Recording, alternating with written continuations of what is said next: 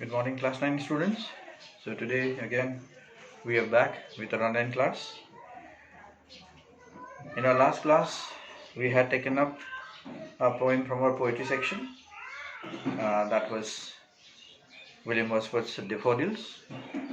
The exercises to these will be passed on to you in a short while. And today we'll move on to our story sections. So from the stories, we'll take up today a very interesting story to make a start with. So there are 6 of the stories to be covered in this session. We'll choose chapter number 5, A Face in the Dark, written by Ruskin Bond. You may not be having your textbook right now, but I suggest you can manage for time being from your seniors and go through the lessons at home. So coming to the story A Face in the Dark, written by Ruskin Bond. First of all, it is a horror story. Now don't get frightened when I am talking about horror. It is a very, very interesting story written by Ruskin Bond. So first of all, in short and sweet, we'll understand Ruskin Bond, the great author we have in our country. So Ruskin Bond was born on 19th May in the year 1934. So his birthday is approaching. He is a living author living in India. He was born in Kasauli, which is in Himachal Pradesh. The iconic author Ruskin Bond actually came from the British parents, but having lived in India, brought up in India and lived in India, he calls himself to be an Indian, and no doubt in the world he is known as an Indian author. He is a great person who has received many of the awards in his name. The awards like Padma Bhushan, Padma Shri, Sahitya Academy Award in the field of literature, and many more. So he is a noted author in India. We should be very proud of him. He edits many of the stories in our prescribed syllabus as well. So he has given us a beautiful horror story, A Face in the Dark. So many times there are so many people who do not believe in the existence of a ghost. They stand very much practical and feel that they are never afraid of ghosts. Now, to tell you, if we believe in the existence of God, though not seen, likewise, we should also believe in the existence of ghosts, because when you believe on such, you are checked from doing any nuisance, from doing any naughty, or from doing any wrong things. So first and foremost, belief in a person comes. So this story is particularly for those people who do not believe in the existence of ghosts and are never afraid of ghosts.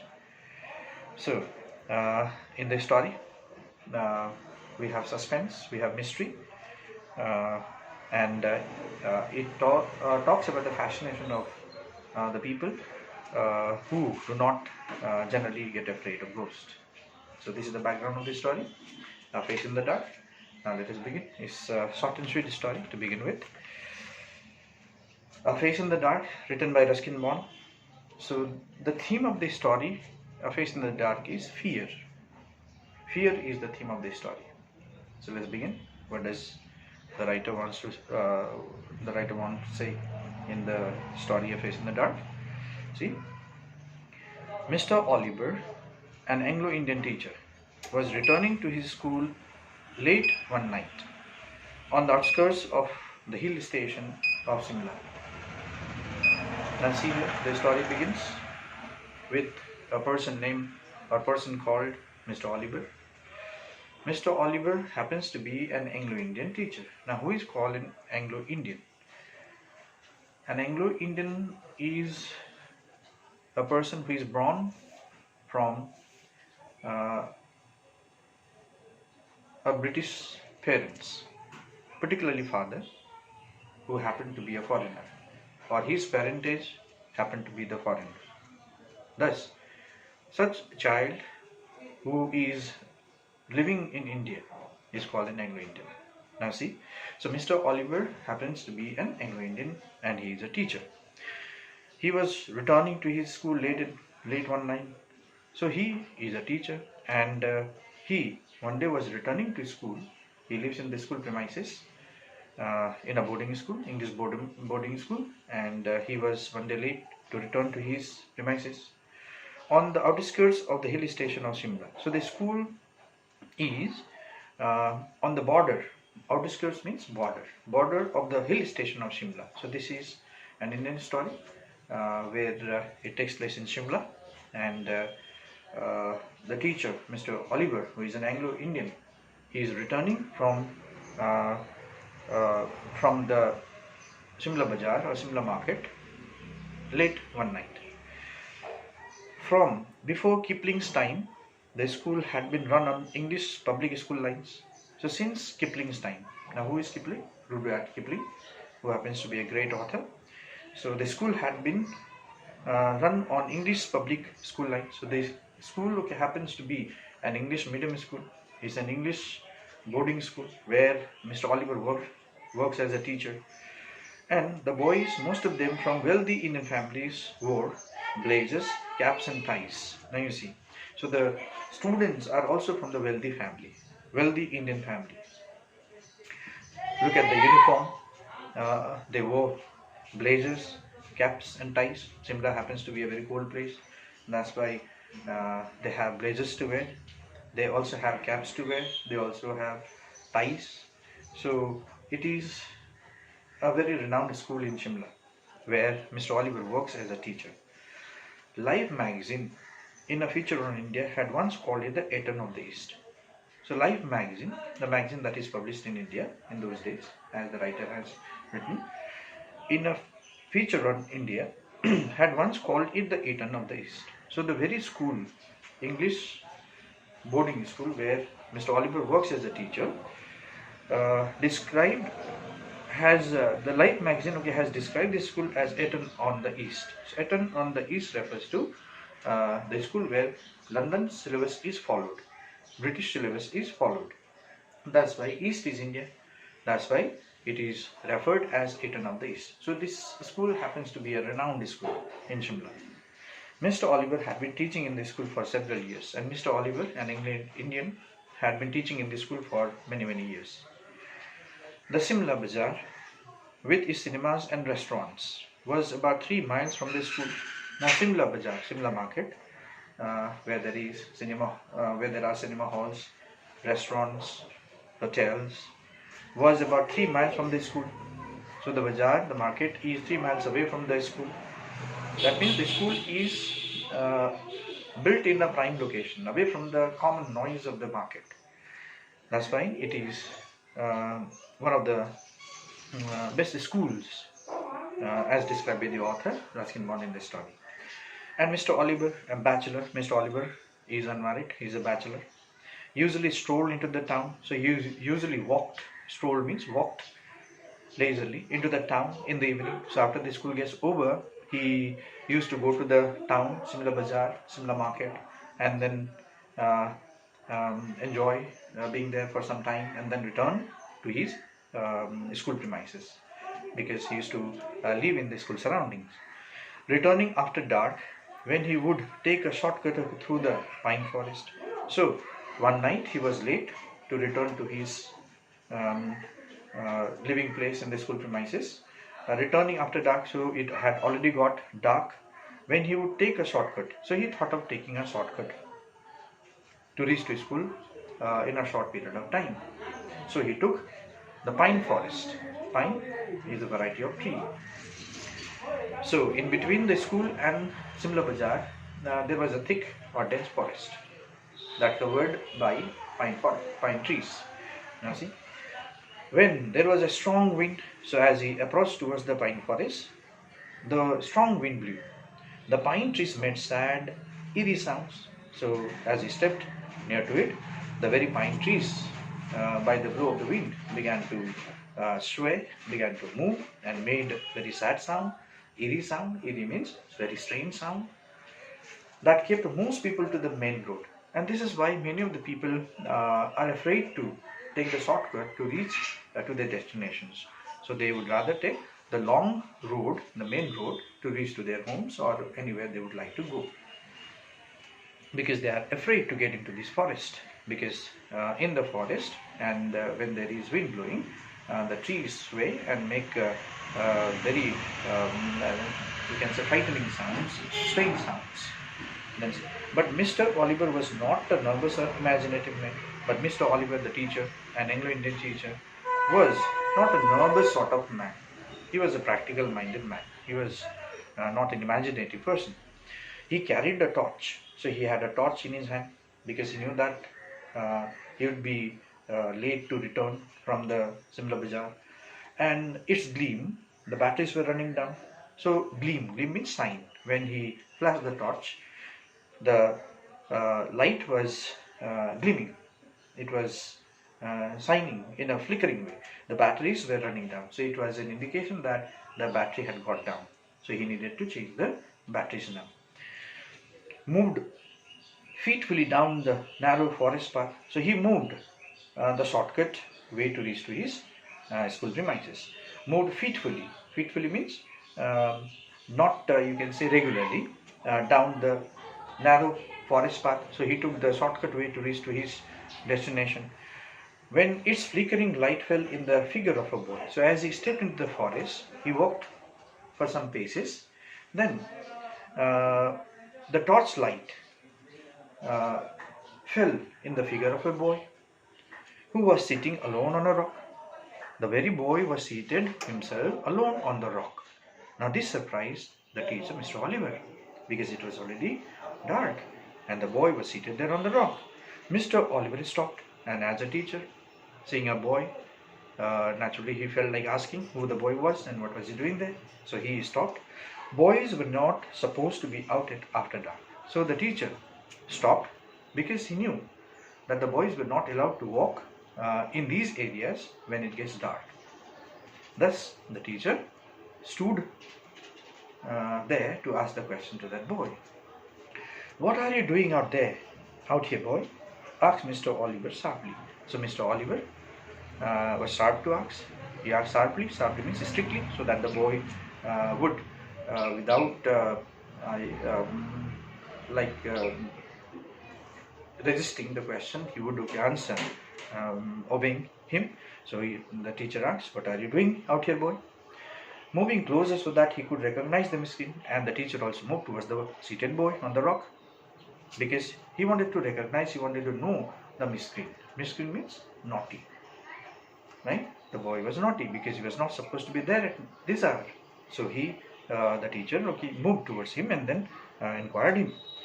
But even as he approached the boy, Mr. Oliver sensed that something was wrong. But when the teacher was nearing the boy, Mr. Oliver was sensing. His sixth sense was telling him that there is something wrong in the boy. The boy appeared to be crying. So what did he notice? The boy was crying. He was not only seated on the rock, but he was crying too. His head was hung down. His head was bent down. He held his face in his hands and his body shook convulsively, right? And the boy's face was covered by both of his hands and his body was shaking convulsively. Convulsively means shaking suddenly. The teacher noticed this, so there was something serious in that boy. It was a strange, soundless weeping. So this cry of the boy was strange, something uncommon, soundless weeping. And Mr. Oliver felt distinctly uneasy. So Mr. Oliver then felt very, very uncomfortable when he heard the boy to know who he was. Perhaps the teacher was also frightened a bit to know what that boy was doing there. Why was he crying? Well, what's the matter? He asked, his anger giving way to concern. So the very angry teacher, when he moved towards the boy to ask who he was, as he asked him sharply, now suddenly turned himself um, um, soft, and then asked the boy, what is the matter? Why was he crying? What are you crying for? The teacher asked the question to the boy. What was the reason of his crying? Why was he crying for? The boy would not answer or look up. The boy did not mind to respond. He did not even look at the teacher or the person who asked him the question. His body continued to be racked with silent sobbing, but his body continued to be racked. Racked means pain, as if the boy was suffering with the pain in his body, and he had a silent sobbing. Sobbing means crying, crying of pain. Come on, boy, you shouldn't be out here at this hour. So the teacher then told the boy what was his mistake. So he told, come on, boy, leave that, cry. And then he asked, you shouldn't be out here at this hour, so this is not the right time that you should be here. Tell me the trouble. Then he asked what was troubling the boy. So he asked the boy, what was the trouble? Tell me, so that I could be a help for you. So look up, he said. The boy looked up, and finally the boy looked up. He took his hands from his face and looked up at his teacher, and then he removed both of his hands that had covered his face at first and was bent down. He removed his hands from the face and looked up towards the teacher. Mr. Oliver. The light from Mr. Oliver's torch fell on the boy's face. So the teacher wanted to see who the boy was because it was dark. So the teacher flashed the torch on his face, on the boy's face. If you could call it a face. But what was on the face? Who that boy was? The teacher was shocked. Now see, it had no eyes, ears, nose or mouth. The boy had no eyes, no ears, no nose, no mouth. So it was a plain face. It was just a round, smooth head, nothing else. With a school cap on top of it, and the boy had put on the school cap. That is why perhaps here Mr. Oliver stopped and stood to ask the boy what was he doing there, since he noticed that he was a student wearing the school cap. So, and that is where the story should end. And now this is what happened when the teacher, Mr. Oliver, noticed that the boy had no face, no ear, no eyes, no mouth, no nose. Right? Now, what happened? But for Mr. Oliver, it did not end here. Right? But for Oliver, what did he do? He was utterly frightened. Very, very frightened when he saw the boy with no face. Now, what suddenly took place? See? The torch fell from his trembling hand. So the teacher, Mr. Oliver, was shaking because of fear. He was frightened. He was trembling. His hand was trembling, and the torch dropped from his hand. He turned and scrambled down the path. Immediately, the teacher, Mr. Oliver, turned from the boy and then ran away down the path. Scramble means he crawled, as if he will fall right down here within no time. Running blindly through the trees and calling for help. So he ran for his life. He ran like anything. Right? And on the way, running, he cried for help. Help me, help me. Because he noticed the boy had no face. Nothing was there on his face. Right? He was still running towards the school buildings when he saw a lantern swinging in the middle of the path. So as he was running towards the school, right, in the school premises where he temporarily lives, he was still running towards the school building when he saw a lantern. So from the far other end, he saw a lantern light swinging. Swinging means moving to and fro, back and front, as if somebody is walking towards his side in the middle of the road, in the middle of the path. Mr. Orible stumbled up to the watchman. He ran like anything that he nearly got hit on the person who was carrying that lantern light. He was a watchman. Gasping for breath. So when he reached to the watchman, running like anything, he was panting. He was gasping for breath. He was panting. His heartbeat was faster than anyone else. What is it, Sahib? Asked the watchman. The watchman then questioned Mr. Oliver. What happened, Sahib? Officer, what happened? Has there been an accident? He then inquired whether there was an accident that took place that made him run like anything. Why are you running? He questioned Mr. Oliver, the teacher. Now the teacher replies, I saw something horrible.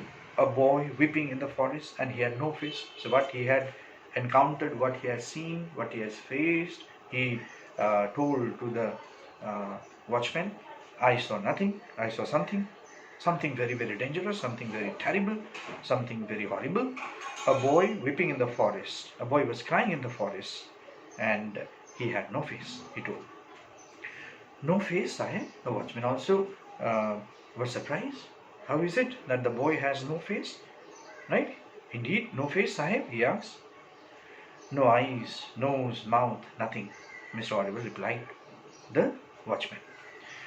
Do you mean it was like this, Sahib?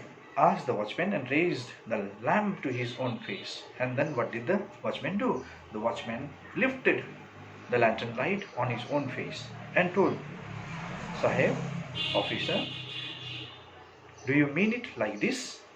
He showed his own face to Mr. Oliver.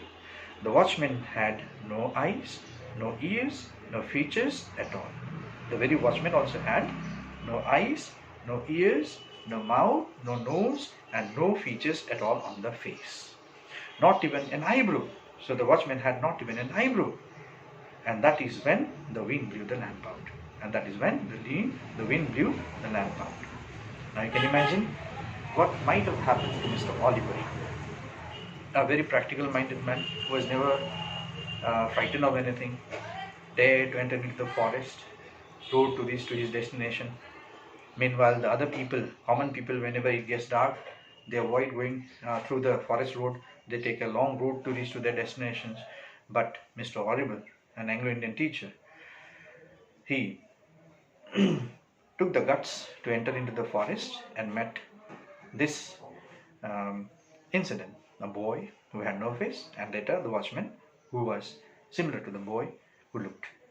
Right? Now you can imagine what might have happened to Mr. Oliver. He might have, if he had been a heart weak patient, he would swoon there, he would fall down dead. And if he's still with the courageous heart, he might have been admitted in the hospital, being unconscious.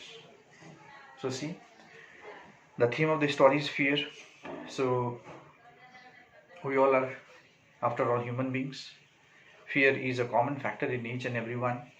So we should not be over smart in the cases where we should not do it.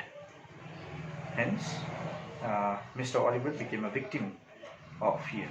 So this is what is told in the story, A Face in the Dark.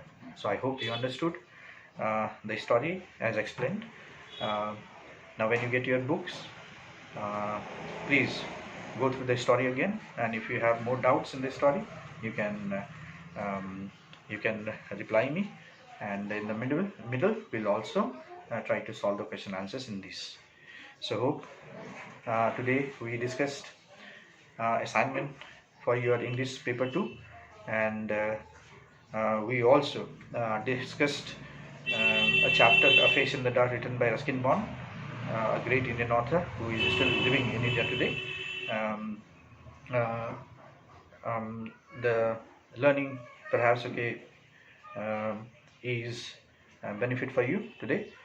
So thus we'll end up today's class, and see you next time with more. Thank you so much.